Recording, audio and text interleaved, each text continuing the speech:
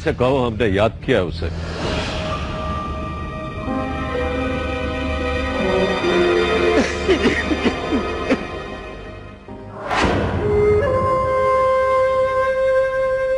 क्या बात है? वो शाहजी आपको मेरो बेबी ने याद फरमाया है। मेरू अपन जी बाय।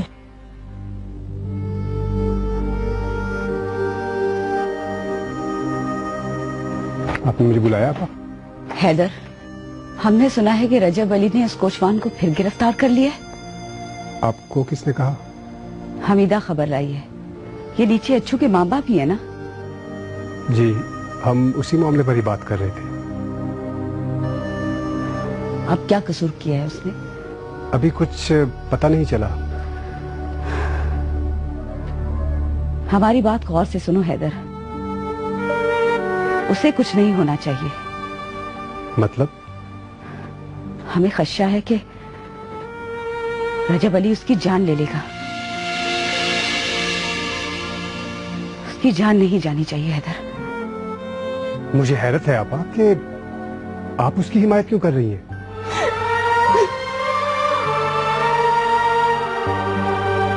क्या हुआ? आप रो रही हैं? आप मुझसे चेहरा क्यों छुपा रही हैं? क्या हुआ ज़ेबी आपा को? हम ये तुम्हें बताना जरूरी नहीं समझते हैदर।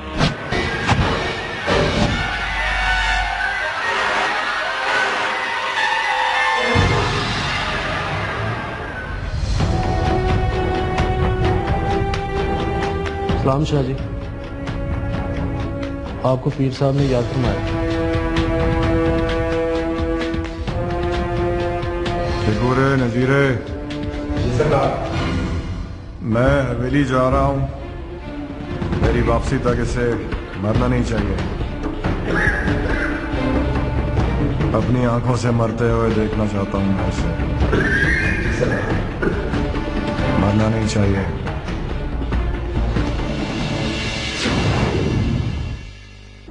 मुझे बताइए आपा, क्या मामला है? आप दोनों उस कोचवान के लिए इतनी हमदर्दी क्यों दिखा रही हैं? तुम्हारे लिए कोचवान होगा मगर ज़ेबी के लिए नहीं। वो उससे मोहब्बत करती है।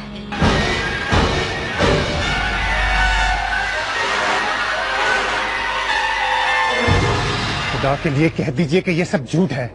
ये कैसे मुमकिन है कि मुमकिन नामुमकिन की बहस में पड़ गए हो हैदर अली। ज़ेबी भी तुम्हारी और हमारी तरह एक इंसान है। उसके भी जज्बात हैं। वो भी किसी से मोहब्बत कर सकती है। लेकिन उस कोचवान से ये कब हुआ? ये दास्तान जितनी अजीब है उतनी तवील भी है। सुनाने का वक्त नहीं है। बस तुम्हें उसकी जान बचानी है हैदर। मेरे लिए ये बात ही नाकाबिले बर्दाश्त है आपा। वो तो एक अदना सा शख्स है। अच्छू अगर एक अदना शख्स है तो जरीना भी कोई महलों की शहजादी नहीं है। अगर तुम एक मामूली कुम्हार की बेटी से मोहब्बत कर सकते हो तो ज़ेबी के लिए कोचवान की मोहब्बत क्यों बर्दाश्त नहीं हो रही तुमसे? मेरी बात और है आपा। मैं एक मर्द। कह दो, रुक क्यों गए कि तुम भी मर्द जात हो जिसके लिए सब नाजायज भी जायज है। यही साबित करना चाहते हो ना तुम कि तुम भी बाबा जान और रजब अली की तरह एक मर्द हो। आज वो गलाजत तुम्हारे मुंह से निकल ही गई ना हैदर, जिसे आज तक तुम हमसे छुपाते रहे हो। पापा, आप मुझे गलत समझ रही हैं। तुम कितना सही समझे हो हमें, बोलो। औरत जात के लिए कुछ पाबंदियां होती हैं आपा। और अगर औरत जात का ताल्लुक इस हवेली से हो तो यही पाबंदियां उसकी कैद कहलाती हैं। ये सबक हमें मत पढ़ाओ हैदर। तुम जो हकीकत हमें बताना चाह रहे हो हैदर, उसे तल्ख तरीन हालात में झेला है हम दोनों ने। अगर अब भी तुम्हें ज़ेबी और अच्छू की मोहब्बत पे एतराज है तो तुम भी जरीना की मोहब्बत से दस्तबरदार हो जाओ। ज़ेबी की अच्छू से दस्तबरदारी की जमानत हम तुम्हें देते हैं हैदर।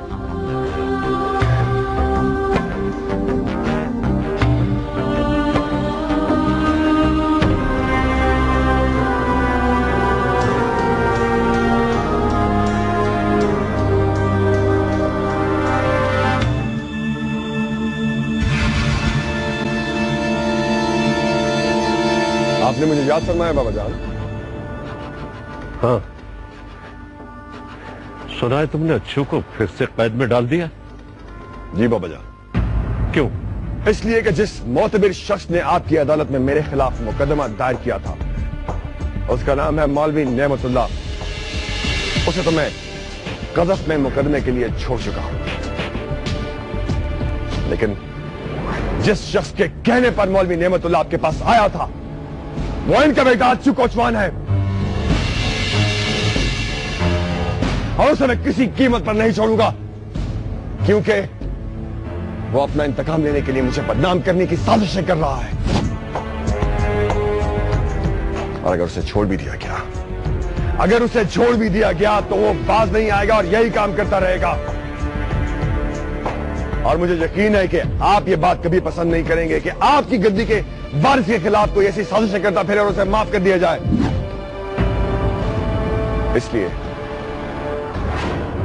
इसलिए मैं अब आपकी खिदमत में मुकदमा दायर करता हूं और ये दरखास्त करता हूं कि ये सब साजिशें करने और बगावत के जुर्म में अच्छू कोचवान को सरेआम सजाए मौत दी जाए।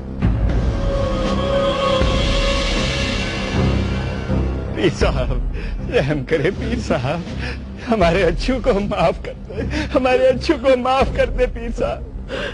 पीर साहब, हम अपने बेटे को लेकर बहुत दूर चले जाएंगे, बस एक बार उसकी जान बख्शी कर दे। अगर इतना ही ख्याल था तो पहले क्यों नहीं ले गए उसे यहां से? हम तो उसे अपने साथ लेकर जा ही रहे थे कि आप आ गए और उसे अपने साथ ले गए। बाबा जान, मुझे इनकी बातों का तो भरोसा हो सकता है, लेकिन अच्छू पर मुझे कोई एतबार नहीं है। मुझे यकीन है कि वो इनके कहने के बावजूद भी यहां से नहीं जाएगा, इसलिए मेरी दरखास्त है कि उस पर मुकदमा जरूर चलाया जाए। गांव में ऐलान करवा दो कि परसों हमारे आस्थाने पर अदालत लगेगी, मुकदमा चलेगा। अच्छू की तरफ से अगर कोई वकील पेश होना चाहता है तो उसकी इजाजत है। बहस होगी, दलाइल पेश किए जाएंगे और सबकी राय ली जाएगी। उसके बाद हम अपना फैसला सुनाएंगे।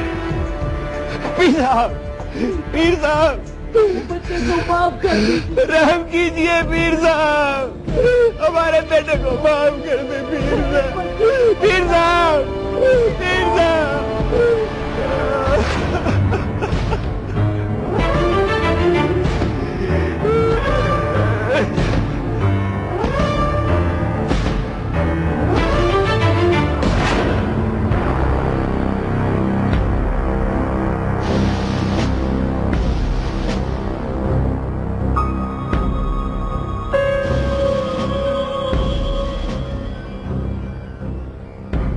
तुम कहीं उस अच्छू कोचवान का वकील बनने के बारे में तो नहीं सोच रहे?